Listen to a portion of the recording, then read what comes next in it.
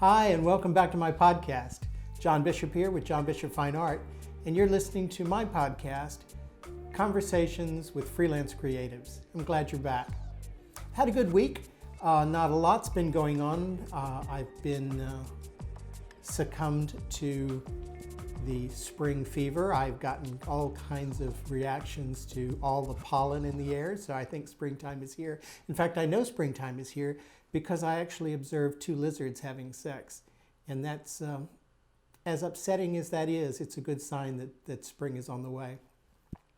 We've also had some issues where I had to go and get my first vaccine for the COVID vaccine. And so I felt terrible. I'm a couple of days late on my podcast recording because of that. I just felt lousy, but I'm kind of over the shot now. Of course, now Bogdan is sick. He's been having a problem with strep throat. So he's been under the weather as well. So it's been kind of a quiet week for us. But did have a good week last weekend. I sold 4 pieces at the studio. We have our open day every second Saturday. All of the studios are open throughout Sawyer Yards complex here in Houston. And on the third Saturdays, we're open just in my building at Silver Street. But we're generally there every weekend anyway. And so 2 weeks ago, a couple walked in and spent $4,300 with Bogdan buying 3 pieces of photography from him, fine art photography. And then last Saturday, we had quite a nice crowd, and I sold 4 paintings. So mine are a lot cheaper. I only made about $500, but still a pretty damn good day for me. So we're pretty excited. Things are seeming to pick up again. People are showing up again. Everybody's wearing masks, being respectful, but people are ready to get back out as the weather gets nicer.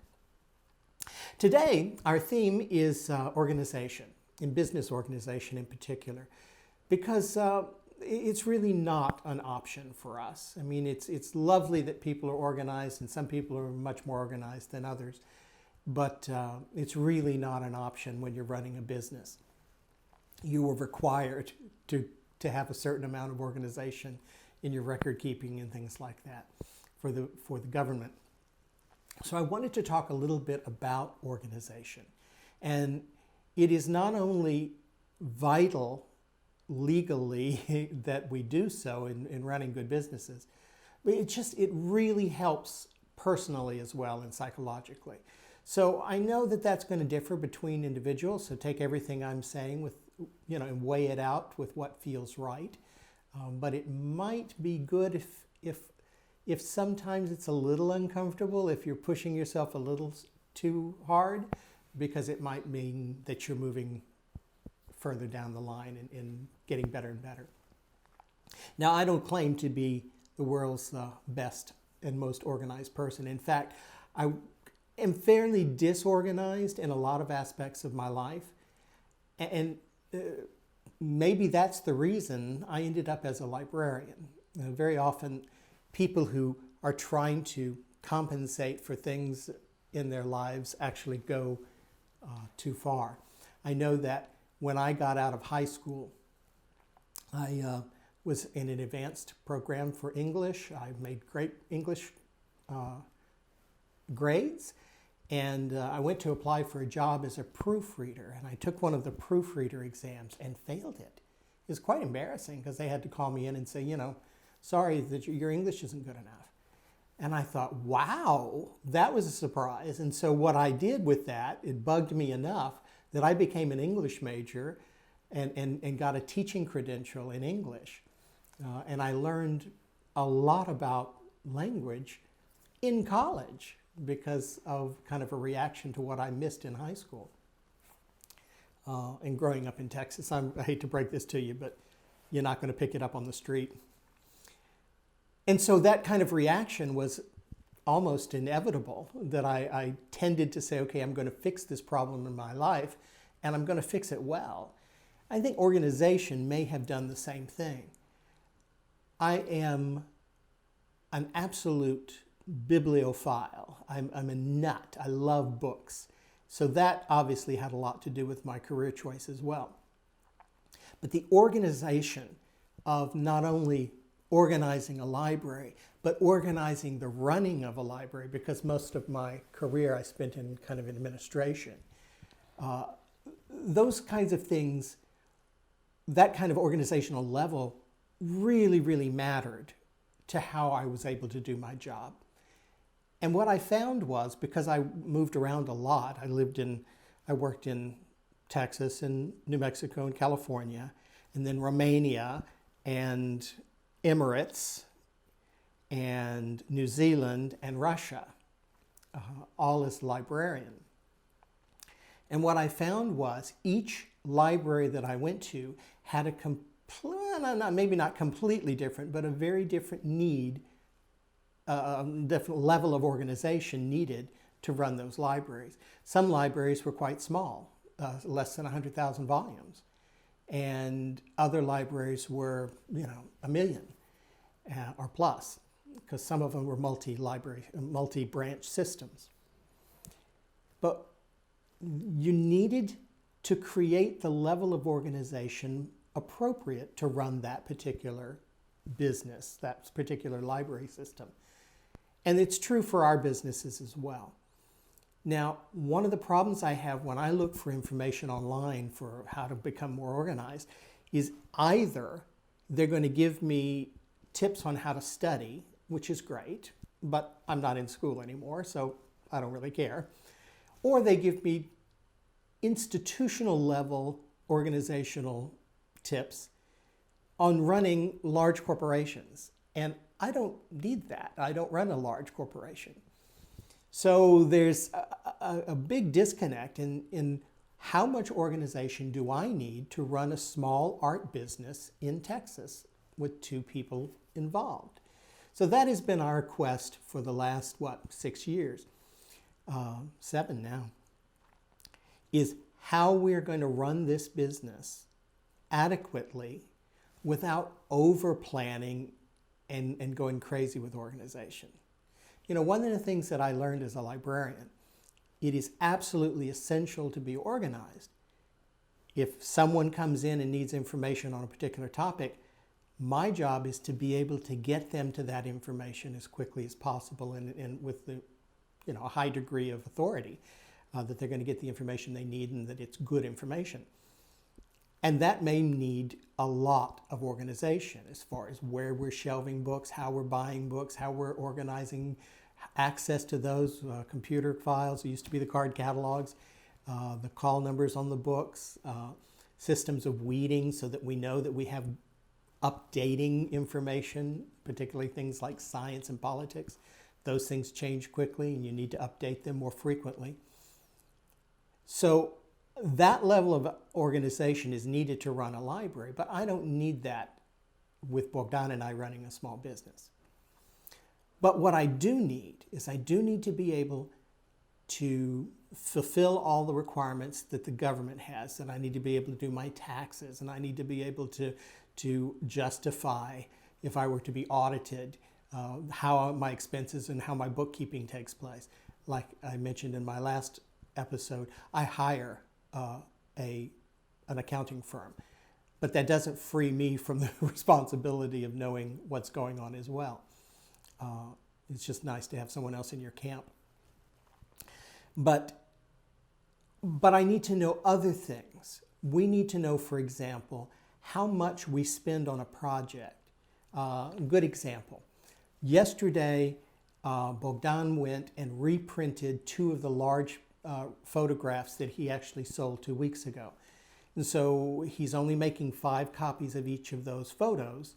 So this is copy 2 of 5, and he had them printed, professionally printed, because they're larger than our printer will handle.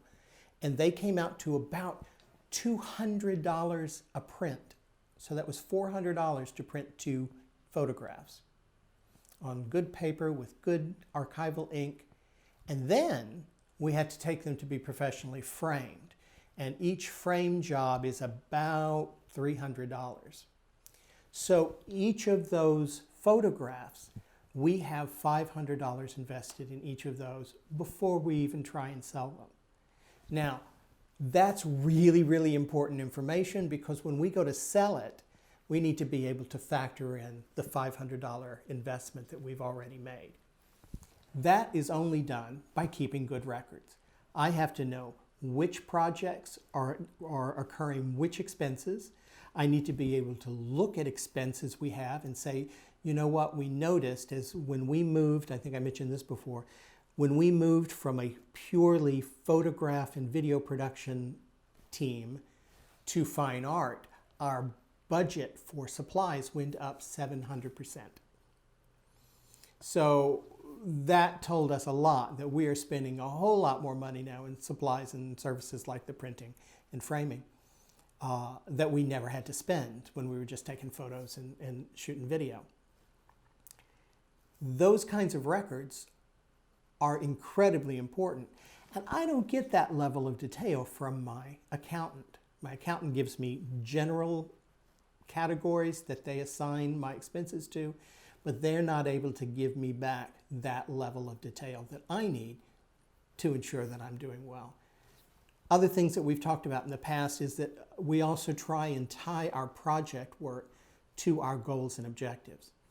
Obviously, that is record keeping I have to keep, because that won't be reflected through the accountants either. So that level of record keeping that we're doing has to be commensurate to the needs that we have as business people.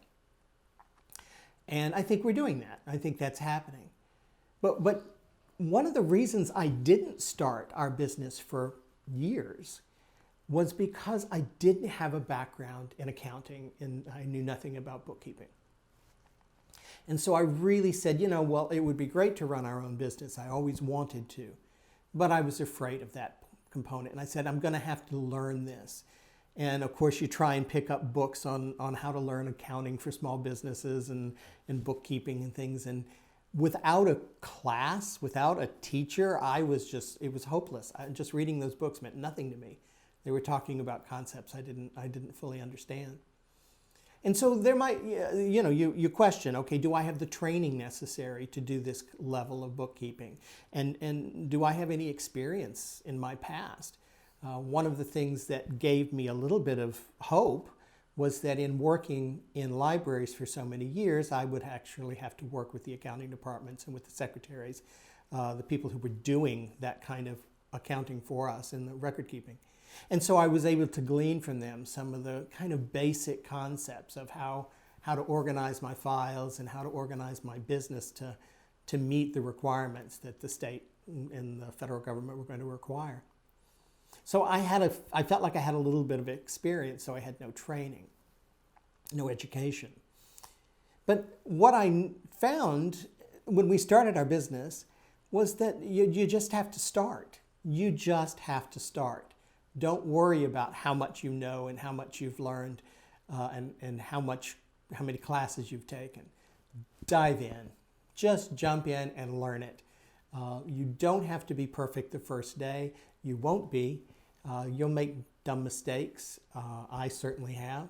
And waiting is not a good option. You just need to get in there. So that's another part that I think is tremendously important. Don't let perfect be the enemy of the good. Good is good enough. Don't need to be perfect. So dive in. Jump in there, start and figure it out. And maybe this kind of conversation can help. And certainly meeting with other creatives who are in the same business environment can help as well. But I think a good way to get started is to do an inventory. Do an inventory of the systems that you already have for organizational purposes. We did this at a school that I work for in Russia. And we had a consultant come in and we were going to do a big strategic plan. And one of the things we were drowning in was procedural. We had so many systems that were running all kinds of different departments around the school. And we said, okay, we want to do an inventory of what systems are we using? How are we organizing all the tasks that we do? And then let's see if we can streamline. We ended up in this particular organization with what we referred to as silos. the athletics department was over here doing its thing, and the library was over here doing its thing, and we never needed to connect because we didn't have a lot of overlap between athletics and libraries. And so very often we were reproducing the same kinds of organizational systems that in fact could have been done around the school. And some of the library answers could have solved a lot of the other problems. We found that my library system could easily solve the textbook situation throughout the school. And a lot of librarians will scream in horror because they don't like to do textbooks. But we already had a system that worked. Why are we creating two? So do an inventory. Go through and jot down, and this can be informal, and you don't have to freak out about it, but jot down the systems you have in place. How do you handle finances? How do you handle, banking and record keeping? How do you handle your taxes? How do you handle your organizing your customer base or your collector base? How do you handle all your advertising, whether that's in print or social media? Probably not a lot of print these days. How are you doing each of those things? And jot it down. And hopefully what you'll see is that there's some things that you're doing quite well right now. And then there's some other things that, man, you're not really doing enough or maybe not at all. And that's where you should be. When you find those discrepancies, that's what this exercise is meant to achieve. So that's where you start to think it out. Do your inventory, figure out where your strengths are and where your weaknesses are, and then start to approach how to deal with those weaknesses. What I found is we have a pretty good control of our websites. I think our websites are good. Obviously, can always be better, but we're keeping up updated, and they're serving our needs, and there don't seem to be any problems there. We also are doing pretty good. In fact, we're doing, I think, quite well on social media. Not only do we have these kinds of content productions, but we're also keeping up with Instagram and Twitter and those Facebook and those kinds of communications as well. So I think we're doing really well there. Don't know anything about finances, so boom, I pay someone, an accountant, to do that for me, and they also do my taxes, including my sales tax. And then I don't know anything about legal, and I don't, sometimes with images and particularly with photography, you can stumble into copyright issues. So I have a legal aspect, and we subscribe to a service called Legal Shield. We haven't needed it, and hopefully we never will. But it gives me a little confidence that if I really need an attorney, I don't have to go and break the bank to get one. And they will also review contracts and things like that, so it's not just reactionary. But I'm not really good with some things, like mileage. Don't do well with mileage at all. We created a check sheet and put it in the car, and then I make that work. But that was something we just weren't even asking about mileage for a long time. And that becomes an issue, particularly in a big place like Texas. So there are lots of systems that we were able to identify that we had in place. We may have too much of, and that's something we need to consider. Don't think that your answer is to go out and subscribe to a lot of things. That you don't need to do any of that to stay organized. People were running very, very successful businesses before the light bulb. Technology is great, but a ledger and a quill is all you really need to take care of your business records. So don't get caught in that trap. I mean, those folks are out to make money as well, and good for them. Now, having said that, don't underestimate the importance of really, really sound automated solutions, because they can solve a lot of your problems. Again, hiring people, firms, that's great. But there are also all these online solutions. we went with a free website or a virtually free website.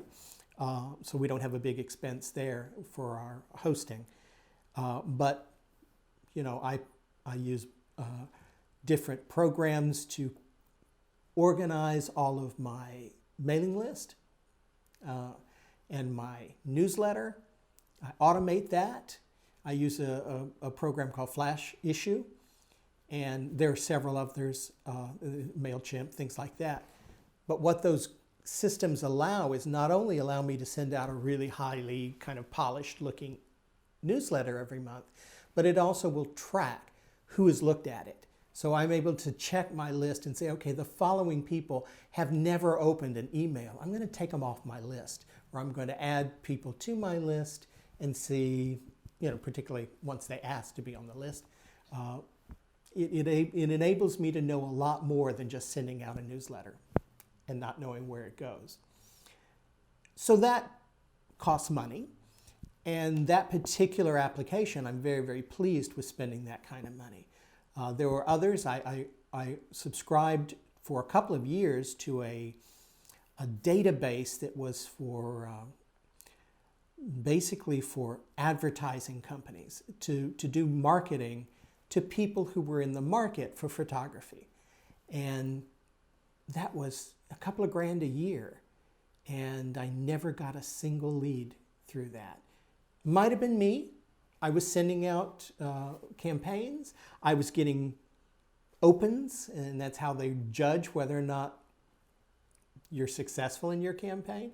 But I never saw a single bit of business through that. So as cool as it was, and it probably is very, very effective for other businesses, for us it just wasn't working, and we dropped it. That was an expensive lesson that we had to learn. But there were other things. There's Artwork Archive is probably the most important thing I have purchased. And I've only had it for a little over a year. Somehow I didn't know about it. Artwork Archive organizes all of our artwork.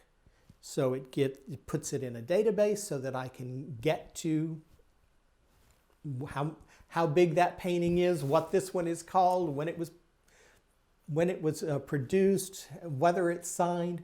And then it gives a place for you to organize collections of art. It allows me to track which open calls I'm involved with and how the painting did in particular competitions. And then poof, I can hit a button and I can create a specified grouping of pictures of paintings that I want to send off for a particular open call or to a gallery.